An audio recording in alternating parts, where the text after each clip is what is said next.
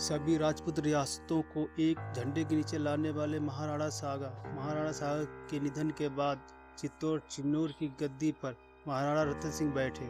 राणा रतन सिंह के निधन के बाद उनके भाई विक्रमादित्य चित्तौड़ के महाराणा बने।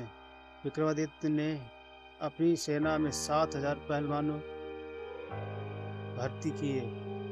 इन्हें जानवरों की लड़ाई, कुश्ती, आखेट और आमोद प्रमोद ही प्रिय था। इन्हीं कारणों व इनके व्यवहार से मेवाड़ के सामंत खुश नहीं थे और वे इन्हें छोड़कर बादशाह बहादुर शाह के पास व अनंत चले गए। बहादुर शाह का भाई सिकंदर सुल्तान बागी होकर राणा सागा के समय चित्तौड़ की शरण में रहा था। उसने बहादुर शाह के खिलाफ संघर्ष हेतु चित्तौड़ के सेठ करम शाह से 1 लाख रुपए की सहायता भी ली थी। जब बहादुर शाह ने रायसेन दुर्ग को घेरा तब चित्तौड़ की सेना ने उनकी सहायता की। इसी से नाराज होकर बहादुर शाह ने मोहम्मद असीरी खुदा बखा को सेना सहित भेजकर 1532 ईस्वी में चित्तौड़ पर आक्रमण किया। वह 3 दिन बाद ही खुद सेना सहित चित्तौड़ आ धमका। चूंकि मेवाड़ का तत्कालीन शासक विक्रमादित्य अयोग्य शासक था, मेवाड़ के लगभग सभी सामंत उससे रूठे थे। अतः जब मेवाड़ की राजमाता कर्मवती जिसे रानी कर्णावती के नाम से जाना जाता था, को समाचार मिलने सेठ पद शाह के हाथों दिल्ली के बादशाह हुमायूं को भाई मानते हुए राखी भेजी और मुसीबत में सहायता का अनुरोध किया। हुमायूं ने राजमाता को बहन माना और उपहार आदि भेंट स्वरूप भेजे। वह सहायता के लिए रवाना होकर ग्वालियर तक पहुंचा। तभी उसे बहादुर शाह का संदेश मिला कि वह काफिरों के खिलाफ जिहाद कर रहा है। तब हुमायूं आगे नहीं बढ़ा और एक माह ग्वालियर में रुककर आगरा चला गया। विक्रमादित्य ने बहादुर शाह से संधि करने का प्रयास किया पर विफल रहा।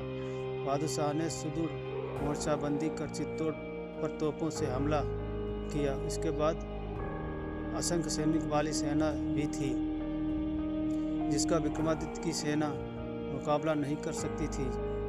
अतः राजमाता कर्मवती ने सुल्तान के पास दूत भेजकर संधि की वार्ता आरंभ की और कुछ शर्तों के साथ संधि हो गई। परंतु संधि थोड़े दिन बाद बहादुर शाह ने संधि को ठुकराते हुए फिर चित्तौड़ की ओर कूच किया। राजमाता कर्मवती को समाचार मिलते ही उसने सभी नाराज सामंतों को चित्तौड़ की रक्षार्थ पत्र भेजा। यह आपकी मातृभूमि मैं आपको सौंपती हूँ, चाहे तो इसे रखो अन्यथा दुश्मन को सौंप दो। इस पत्र से मेवाड़ में सनसनी फैल गई। सभी सामंत मातृभूमि की रक्षार्थ चित्तौड़ में जमा हो गए। रावत राग सिंह, रावत सत्ता, रावत नरवत, रावत दृढ़, चुंडावत, हाड़ा अर्जुन, भेरुदास सोलंकी, सज्जा झाला, सिंह झाला, सोनगरा माला आदि प्रमुख सामंतों ने मंत्रणा कर महाराणा विक्रमादित्य के छोटे भाई उदय सिंह, जो उस वक्त शिशु थे, को पन्ना धाई की देखरेख में बूंदी भेज दिया गया। बहादुर शाह जनवरी 1935 ईस्वी में चित्तौड़ पहुंचा और किले घेर लिया। उस वक्त अपने बागी सरदार मोहम्मद जमा के बहादुर शाह की शरण में आने से नाराज हुमायूं ने गुजरात पर आक्रमण कर दिया। बहादुर शाह ने चित्तौड़ से घेरा उठाकर गुजरात बचाने हेतु प्रस्थान की सोची। तभी उसके एक सरदार ने उसे बताया कि जब तक हम चित्तौड़ में काफिरों के खिलाफ जिहाद कर रहे हैं, हुमायूं आगे नहीं बढ़ेगा। हुआ भी ऐसा ही। हुमायूं सहारनपुर रुक गया और चित्तौड़ युद्ध के परिणामों की प्रतीक्षा करने लगा। आखिरी मार्च 1935 ईस्वी में बहादुर सेना के तोपखाने के भयंकर आक्रमण से चित्तौड़ की दीवारें ढहने लगी। भयंकर युद्ध हुआ।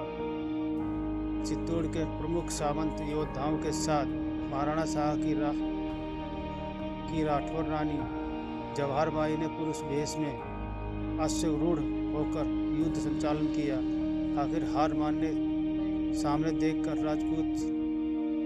राजपूत वॉरियर ने अपनी चिर परिचित परंपरा जोहर और साका करने का निर्णय किया। 13,000 क्षत्रियों ने गौमुख में स्नान कर मुख से तुलसी लेकर पूजा पाठ के बाद विजय स्तंभ के सामने बारूद के ढेर पर बैठकर जोहर व्रत रूपी अग्नि स्नान किया। जौहर व्रत की प्रज्वलित कपटों से प्रमुख राजपूतों के केसरिया वस्त्र धारण कर, पगड़ी में तुलसी टांग, गले में शालिग्राम का गुटका टांग, कसुम्बा पान कर किले का दरवाजा खोल दुश्मन सेना पर टूट पड़े और अपने खून का आखिरी कतरा बहने तक युद्ध करते रहे।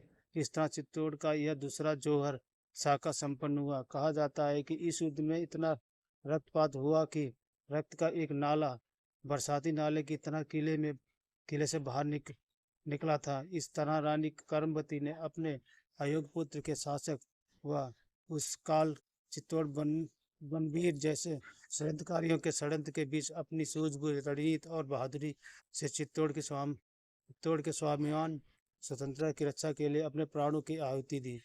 ज्ञात हो इसी रानी के शिशु राजकुमार उदय सिंह के प्राण बचाने हेतु पन्नाधार ने अपने पुत्र का बलिदान दे दिया था। अगर मेरी वीडियो पसंद आए लाइक करें, सब्सक्राइब करें और शेयर करें, कमेंट्स करें।